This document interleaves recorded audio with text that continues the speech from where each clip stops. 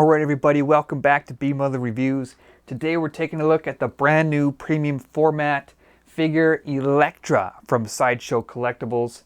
Now, if a woman wants to find her way to my heart, she can pretty well stop after I'm a ninja. Because as we know, ninjas are awesome. And Elektra, one of my favorite characters, just happens to be a ninja who's also stunningly beautiful. She's Greek, so she's got that exotic look about her. The olive skin, the dark hair, but really that dark complexion is kind of a metaphor for this darkness that surrounds her soul. Elektra is not your typical hero. In fact, I wouldn't even call her a hero. She's more anti-hero and like borderline villain, and even. She's best known as being part of the Daredevil mythos. That's probably a big reason why I love this character so much. She debuted back during the Frank Miller run on Daredevil, the famed Frank Miller run. And Daredevil 168 was her first appearance. And actually her relationship with Matt Murdock precedes her relationship with Daredevil.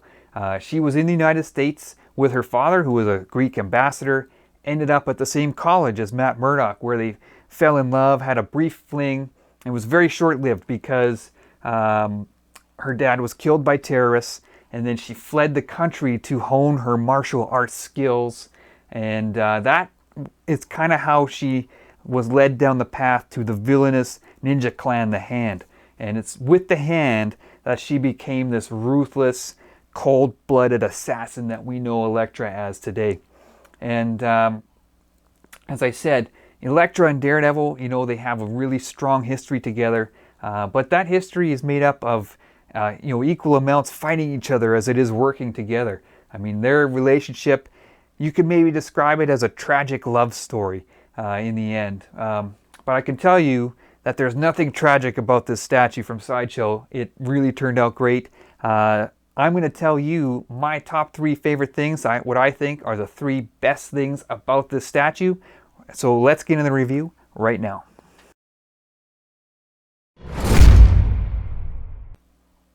Alright guys, let's not waste any time here. We're going to kick off the countdown here at number 3, and I really like the base on this statue. Now, first off, it's got tons of little details to it. You can see it's sort of a Gothic style rooftop that she's standing on, and there's all kinds of wear and tear on this to give it that real aged, kind of grungy look to it. There's cracks on it, chips and scratches, kind of all over the place, cracks and things. And it's a very, very detailed base in that regard. You can look at these columns here, the snapped off stone columns. And they didn't spare any detail on the back of the base either. It continues all the way around. You can see here. Nice paint job on it as well. It's got different colors used throughout to give it a little bit of flavor. The gargoyles here, you can see one here with that's kind of intact. This one over here, not so lucky, its head broken off. Really, really cool base. And one of my favorite parts about it is the stained glass here under the arch. Very nice touch there. I kind of wish that the glass on the Daredevil base was stained glass as well. It would have been a really nice feature that would have tied them together a little bit more seamlessly. But very, very cool there. I also like the shape of the base. It's kind of interesting. It's not your typical round base that you get on a lot of statues. This has got kind of just a curve, almost sort of a C shape to it. And that kind of helps with the pose. It helps set the scene for me. It's a narrow ledge that she's walking on. It gives this sense of balance, this little bit of sense of danger and athleticism to the piece. So really, really cool thematic base on this statue, and I think adds a lot to the piece overall. So that is why the base is at number 3.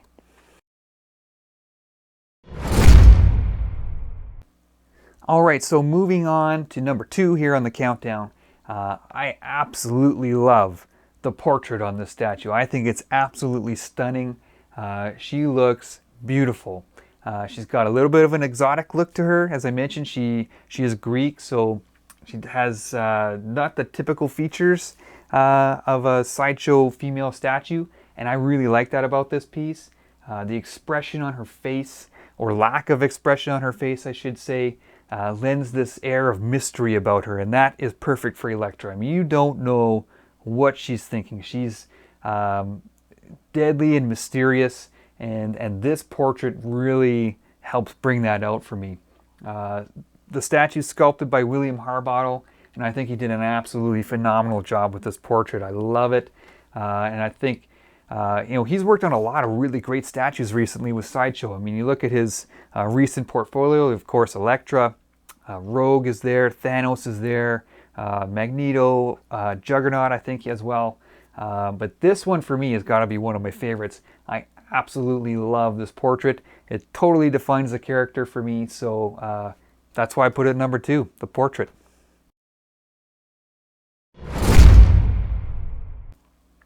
Okay, so before we move on to number 1 in the countdown here, I just wanted to highlight some of the switch out options you get with this statue. Now, I have her set up here with her signature Psi weapons, and that's the signature Elektra look. But if you get the exclusive version, you get some options with that. So you can just pull the hands out of the statue here. They connect with magnets. And I'll mention that all the weapons are metal, so you can hear those clink together. So they are metal, which is always nice because they stay nice and straight for you there. But you do get, with the exclusive version, these katanas, so you can go with a little bit of a different look if you like. And those just pop in with magnets as well. So a little bit of a different look for Elektra with the swords, but still very, very cool, very deadly looking, of course. And you can also turn this statue into a little bit more of an aggressive pose with a switch out arm. Her right arm does come off, and you can switch it out with this arm that sort of points out more straight with her weapon. And like I said, I think that gives a little bit more of an aggressive look.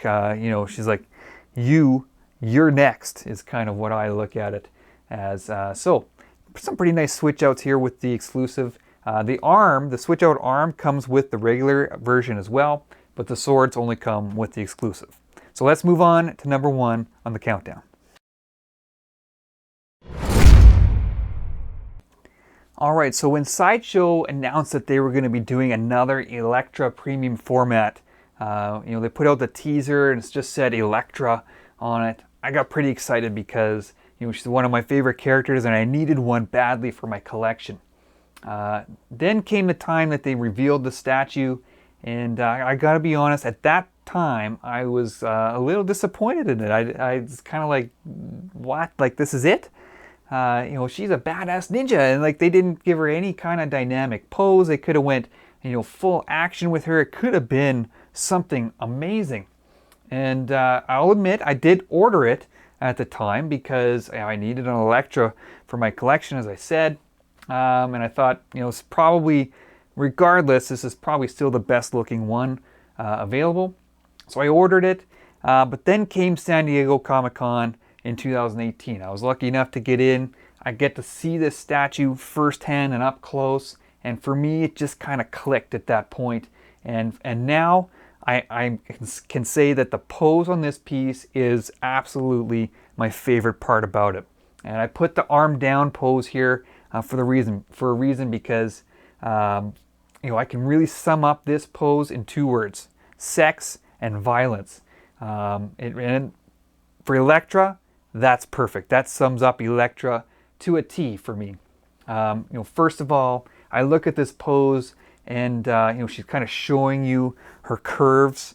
Very sexy pose on one hand, and as I mentioned, with her portrait, with that blank expression, you don't know what she's thinking. Is she inviting you over, or is she wanting to kill you? I mean, because on the other hand, she looks really dangerous here. I love the way her feet are positioned as well. She's kind of got a bit of a pigeon-toed look to her left foot that gives, for me, kind of a little bit of almost a dancer or an acrobat or gymnast kind of look to her, which is perfect for Elektra. Just a fantastic pose because I said there's that element of danger, that element of mystery, that element of sex about her. Elektra, that's Elektra for me. Perfect pose for Elektra. Fantastic statue. And really, as I said, it didn't quite click for me until I saw it in person. So if you're you're not quite sure about this statue, try and see it in person, because I think it might make more sense to you at that point in time. So number one, the pose, is the sex and violence of Elektra.